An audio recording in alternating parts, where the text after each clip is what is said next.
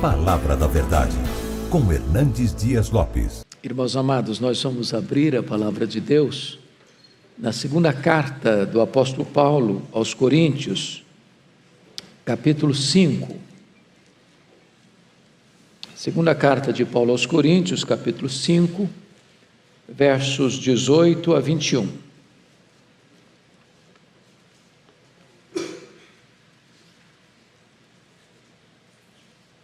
O apóstolo Paulo escreve o seguinte: ora, tudo provém de Deus, que nos reconciliou consigo mesmo por meio de Cristo e nos deu o ministério da reconciliação, a saber, que Deus estava em Cristo reconciliando consigo o mundo, não imputando aos homens as suas transgressões, e nos confiou a palavra da reconciliação, de sorte que somos embaixadores em nome de Cristo, como se Deus exortasse por nosso intermédio. Em nome de Cristo, pois, rogamos que vos reconcilieis com Deus. Aquele que não conheceu o pecado, Ele o fez pecado por nós, para que nele fôssemos feitos justiça de Deus. Amém. Irmãos amados, aqui está posta uma das principais doutrinas bíblicas, tratando da nossa redenção, a doutrina da reconciliação. Esta verdade é posta aqui nesta carta, e segunda carta aos Coríntios, a carta mais pessoal de Paulo, mais autobiográfica de Paulo, onde ele trata de alguns assuntos que não tratou em outras epístolas, como por exemplo a doutrina da nova aliança, aqui mais especificamente a doutrina da reconciliação, onde ele vai tratar também da generosidade cristã, e onde ele vai contar a sua experiência de um arrebatamento ao terceiro céu. Neste particular aqui, Paulo vai mostrar para nós 5 verdades essenciais sobre esta gloriosa doutrina da reconciliação. A primeira verdade, que salta aos olhos, é a necessidade da reconciliação. Confira comigo o verso 19.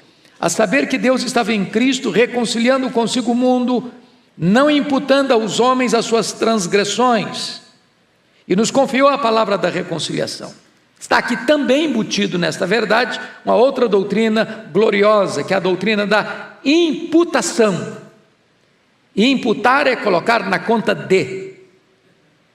Para que você e eu fôssemos reconciliados com Deus, foi necessário que o nosso pecado, a nossa transgressão, não fosse colocado na nossa conta.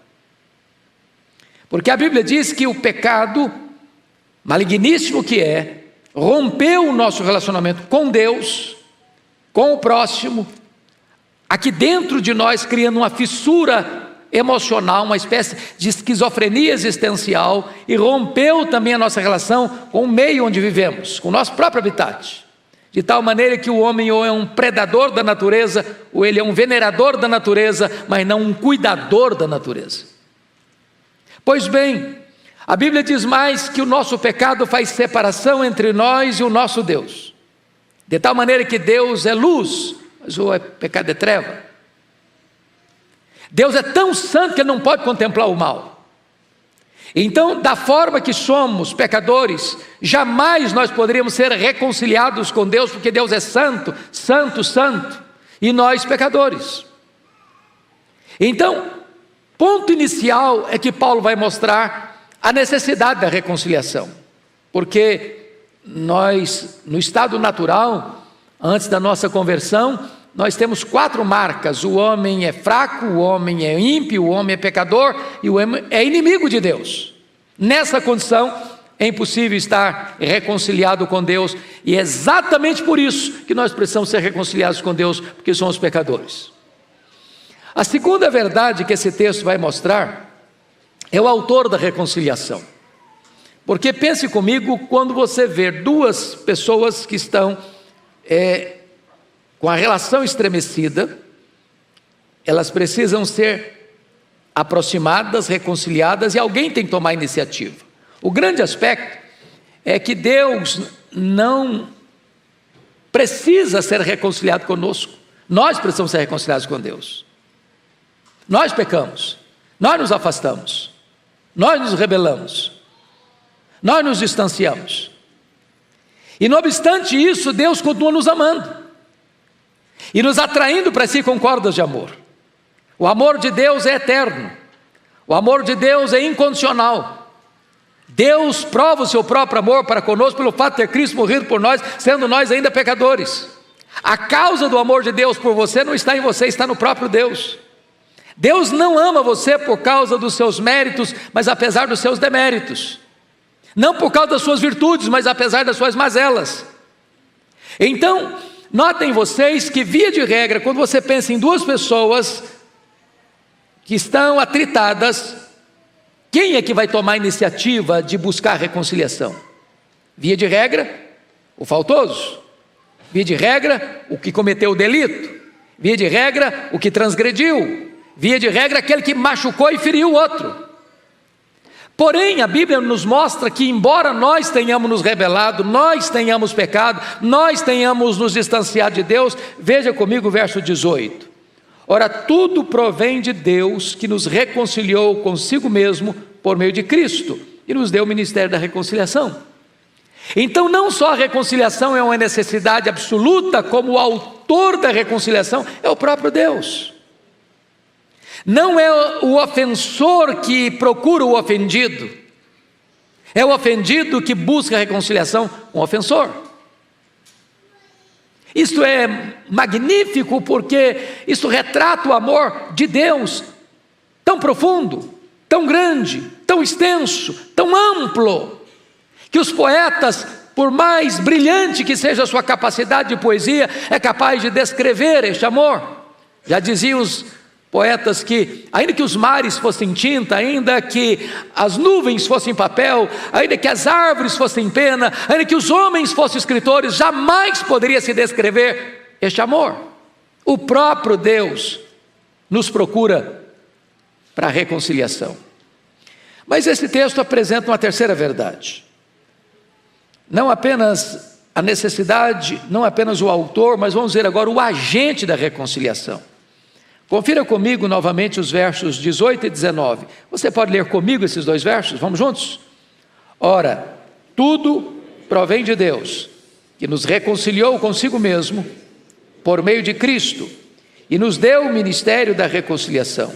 A saber, que Deus estava em Cristo, reconciliando consigo o mundo, não imputando aos homens as suas transgressões, nos confiou a palavra da reconciliação. Vejam vocês, amados, que agora Deus, neste ato de nos buscar para a reconciliação, Ele nos manda Jesus, que se fez carne, que assumiu uma natureza humana, sendo Ele Deus, e Ele habitou entre nós, cheio de graça, e Ele manifestou a glória de Deus entre nós, através dos seus ensinos, através dos seus milagres portentosos.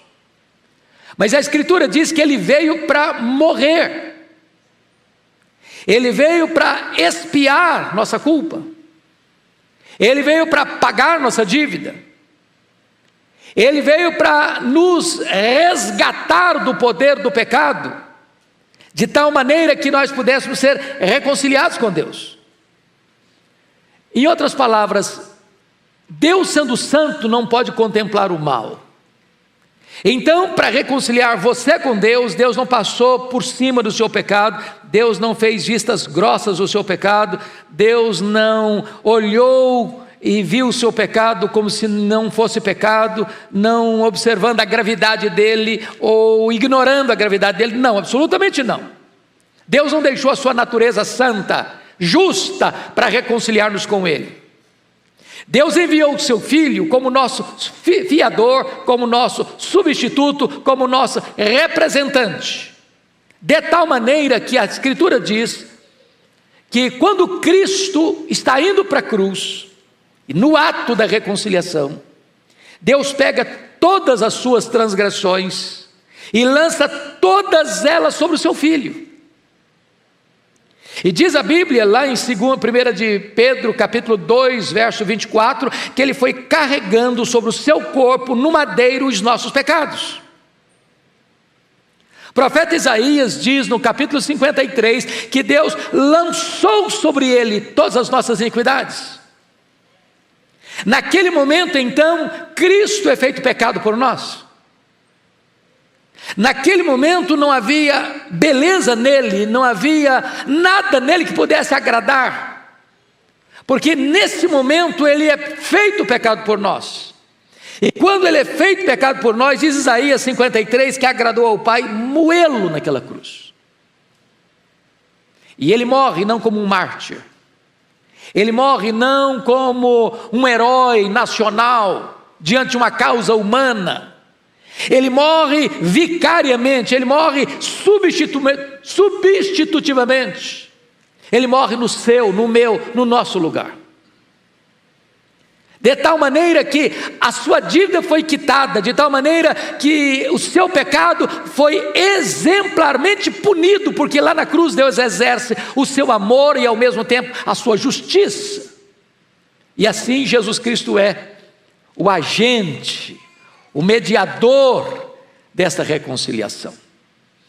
Há alguns anos lá no Espírito Santo eu escutei uma história dramática de um fazendeiro no sul do estado, que brigou de uma maneira muito contundente com seu filho, e o filho saiu de casa brigado com o pai.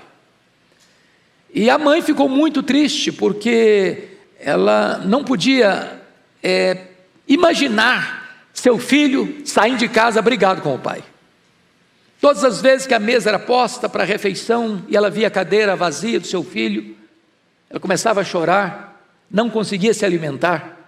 E isso passou dias, algumas semanas, e essa esposa do fazendeiro começa a definhar emocional e fisicamente, adoeceu. Então ele mandou chamar um médico, ele veio, examinou e disse: essa mulher está doente da alma, não há remédio na farmácia, não há injeção na farmácia, não há tratamento clínico que possa curar essa mulher. O problema dela é uma doença da alma, se o filho não voltar, ela morre de tristeza. E então o fazendeiro mandou os seus empregados procurar o filho, ele não sabia o paradeiro do filho. Quando encontraram o moço, falando para ele que precisava voltar, sua mãe estava muito doente, em virtude da sua saída de casa, ele veio, ele entrou por uma porta, o pai saiu pela outra. O menino chegou no quarto da mãe, a mãe já estava numa prostração à beira da morte. E aquela mãe então manda chamar o marido, o pai do rapaz, e constrangido ele entrou, e ela então pega a mão do filho, pega a mão do marido, que era o pai do menino, e bota as duas mãos juntas, prende as duas mãos sobre o seu peito, e ali naquele gesto, ela expirou, ela morreu, reconciliando o pai com o filho. É claro que essa ilustração não é absolutamente adequada para representar o que eu estou mostrando, porque o pai nunca tornou-se inimigo nosso. Nós nos rebelamos, nós deixamos a casa paterna, nós deixamos a comunhão com Deus, mas em virtude do nosso pecado, Jesus Cristo precisou assumir o nosso lugar. Ele se foi feito pecado por nós, para que nós pudéssemos ser então reconciliados com Deus. Deus estava em Cristo reconciliando consigo o mundo. Mas notem comigo uma quarta verdade nesse texto. A pergunta é: em que base Deus nos chama para a reconciliação, porque Ele estava em Cristo reconciliando consigo o mundo? E em que base você e eu somos reconciliados com Deus? Entender isso é muito importante. E eu chamo a sua atenção para o fato de que na cruz do Calvário, onde esse fato acontece, 3 grandes transações acontecem. A primeira grande transação que acontece está aí no versículo 19, olha comigo. A saber que Deus estava em Cristo reconciliando consigo o mundo, não imputando aos homens as suas transgressões. Disse a vocês que a doutrina da imputação significa colocar na conta de. Primeira coisa que Deus fez para reconciliar você com Ele, Deus não colocou na sua conta a sua dívida. Deus não colocou na sua conta a sua transgressão. Deus não colocou na sua conta o seu pecado. Se você perguntar, mas qual é o tamanho dessa dívida? O Senhor Jesus contou uma parábola, a chamada parábola do credor incompassivo, para ilustrar a grandeza dessa conta, dessa soma, dessa dívida. E ele falou de 10 mil talentos, que representam 350 quilos de ouro.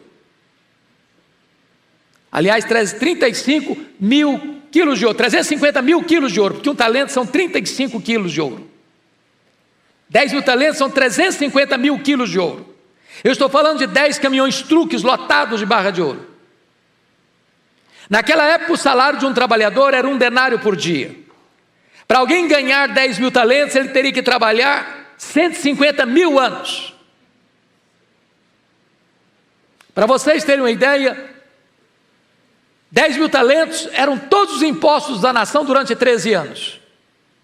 Portanto, era uma dívida impagável. O que é que Deus fez? O que é que Deus faz com a sua dívida, com a minha dívida? Deus não coloca na nossa conta a nossa dívida. Porque se colocasse, nós jamais poderíamos quitar essa dívida com Deus. Então esse é o primeiro ato de Deus, para nos reconciliar consigo mesmo. Mas talvez você pergunte assim, bom, se Deus não imputou, não colocou na minha conta a minha dívida, colocou na conta de quem? Aí vem a segunda transação da cruz. Olha comigo o verso 21. Aquele que não conheceu o pecado, ele o fez pecado por nós. De tal maneira que o meu pecado não foi imputado a mim, mas o meu pecado foi imputado em Cristo, foi colocado na conta de Cristo.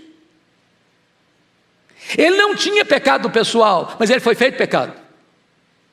Ele não tinha dívida pessoal, mas ele tornou-se o nosso devedor. Ele não tinha culpa pessoal, mas tudo foi colocado sobre os seus ombros. Deus lançou sobre ele a iniquidade de todos nós. Não havia beleza nele. Diz a Bíblia que até o sol escondeu o rosto dele e houve trevas ao meio-dia. Diz a Bíblia que o próprio Pai o desamparou na cruz quando ele gritou: Deus meu, por que me desamparaste? E o Pai não ampara o seu filho, porque ali na cruz Deus estava fuzilando o seu filho com a sua santa justiça, punindo no seu filho, para não punir você e a mim, para nos reconciliar com ele mesmo. Deus se torna justo e ao mesmo tempo justificador daquele que crê. Mas em terceiro lugar, há uma terceira transação na cruz. Olha comigo o versículo 21. Ainda está escrito assim: aquele que não conheceu o pecado, ele o fez pecado por nós, para que nele fôssemos feitos justiça de Deus. Esta é uma terceira imputação. Deus não imputa o seu pecado a você, Deus imputa o seu pecado ao seu Filho, Jesus Cristo, lá na cruz, e agora Deus imputa a justiça do seu Filho a você, e torna você justo diante do seu tribunal. De tal maneira que quando você crê em Jesus, Deus declara você justo. Isso é um ato legal, isso é um ato jurídico. Não tem graus a justificação, não tem ninguém mais justificado do que outro. No momento em que você crê em Jesus, Deus declara você quites com a lei, quites com a justiça, e a Bíblia diz: há nenhuma condenação a mais para aqueles que estão em Cristo Jesus nosso Senhor. Então agora não tem mais barreira que intercepta a sua relação com Deus. O muro foi quebrado, a parede foi derrubada, e agora você tem livre acesso à presença de Deus, porque aos olhos de Deus, toda a justiça do seu Filho está computada, está imputada, está colocada na sua conta. Quando Deus puxa a sua ficha lá no céu, está escrito: justificado. Aqui não tem mais dívida, aqui não tem mais nada para dever. Ele está quites com a justiça, está quites com a lei. Você não apenas foi perdoado das suas dívidas, agora você tem um saldo infinitamente positivo na sua conta, a justiça de Cristo. Mas notem vocês que esse texto ainda traz para nós uma última verdade, uma quinta verdade. Primeiro, a necessidade da reconciliação. Segundo, o autor da reconciliação. Terceiro, o agente da reconciliação. Quarto, a base da reconciliação. Quinto, a oferta da reconciliação. Olha comigo o versículo 20, por favor. De sorte que somos embaixadores em nome de Cristo, como se Deus exortasse por nosso intermédio. Em nome de Cristo, pois, rogamos que vos reconcilieis com Deus. O embaixador representa o seu país numa outra nação. Ele não pode se naturalizar, ele está lá, mas não é natural de lá. Ele não faz a sua própria vontade, ele representa o seu governo. Então notem isso, que nós estamos aqui, mas não somos daqui. A nossa cidadania não é daqui. A nossa pátria está no céu. Nós estamos aqui, mas nós não somos regidos pela cultura daqui, pelos valores daqui. É a nossa pátria que determina como vivemos aqui. Nós estamos aqui com uma missão. Nós somos embaixadores de Deus. Qual o nosso papel? Rogar aos homens que se reconciliem com Deus. Essa é a nossa missão. E aliás, me permita olhar com você o verso 18, porque é muito comum você escutar o seguinte na igreja: pastor, eu estou na igreja há tantos anos, eu não sei ainda qual é o meu dom, eu não sei ainda qual é o meu ministério na igreja, eu estou lá, participo, assento, escuto, ouço, oro, e vou para casa, e gosto de estar, mas eu não sei qual é o meu ministério na igreja. Então deixa eu lhe dizer, seu ministério está aqui no versículo 18. Deus confiou a você o ministério da reconciliação. Você é um embaixador de Deus. Você tem a mais nobre das missões na terra. Você roga aos homens em nome de Cristo que se reconciliem com Deus. Você é um representante do céu na terra. Você é um embaixador de Deus na terra. Isso levou o Charles Haddon Spurgeon a dizer com fartura os seus alunos, nas suas muitas aulas a eles, dizendo o seguinte: meus filhos, se um dia a rainha da Inglaterra convidar vocês para serem embaixadores em qualquer ou quaisquer lugares do mundo, não rebaixem de posto, vocês já são embaixadores do Rei dos Reis e do Senhor dos Senhores. É necessário que você entenda a nobreza dessa missão. Você representa o céu, você fala em nome de Deus, e você roga em nome de Cristo, para que as pessoas se reconciliem com Deus. Que missão gloriosa, que missão de paz, que missão de vida. Mas eu quero concluir com duas aplicações práticas que estão nos versos 1 e 2 do capítulo 6. A primeira coisa que Paulo nos exorta a termos muito cuidado está aqui: nós, na qualidade de cooperadores com ele, também vos exortamos a que não recebais em vão a graça de Deus. Irmãos, é possível que alguém venha para a igreja, goste de ouvir a mensagem, goste de cantar os cânticos, de fazer suas orações, mas isso se torna mecânico, isso não mexe nada com a vida dela, isso não toca a vida dela, isso não transforma a vida dela, e de repente caímos nesse perigo aqui de receber em vão a graça de Deus. A graça de Deus é um bem precioso, é de graça para você, mas não é barata. Custou tudo para Deus, custou a vida do seu próprio filho. Então esta mensagem é soleníssima e nós devemos acolhê-la com muito temor e reverência. Segunda advertência está aí no versículo 2.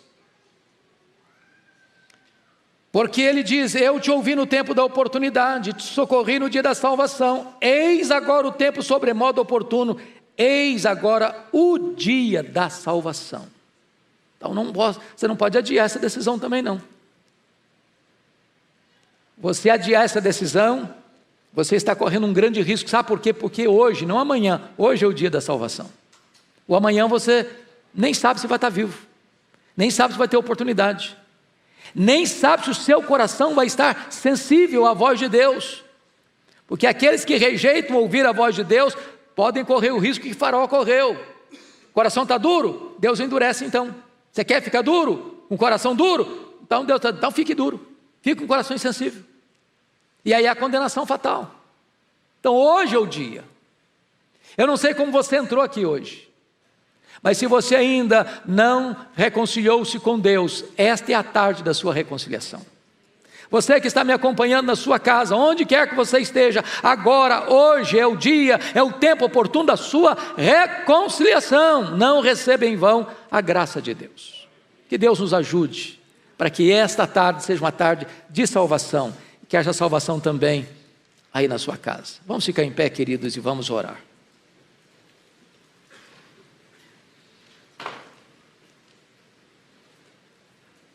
Amado Deus, nós te adoramos nesta tarde, porque Tu és o Deus da nossa salvação.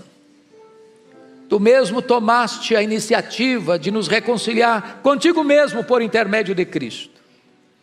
Bendito é o Teu nome, porque Tu não colocaste na nossa conta a nossa dívida. Tu colocaste sobre o Teu Filho os nossos pecados.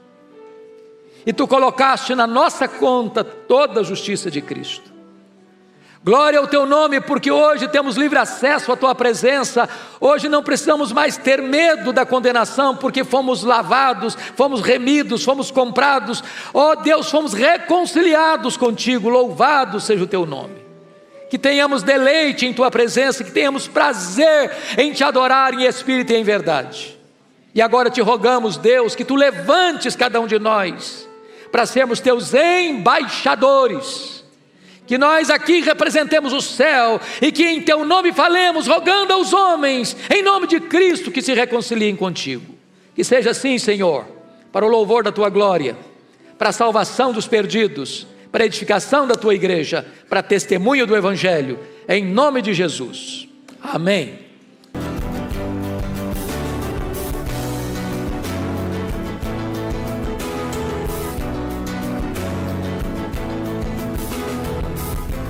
Palavra da Verdade, com Hernandes Dias Lopes.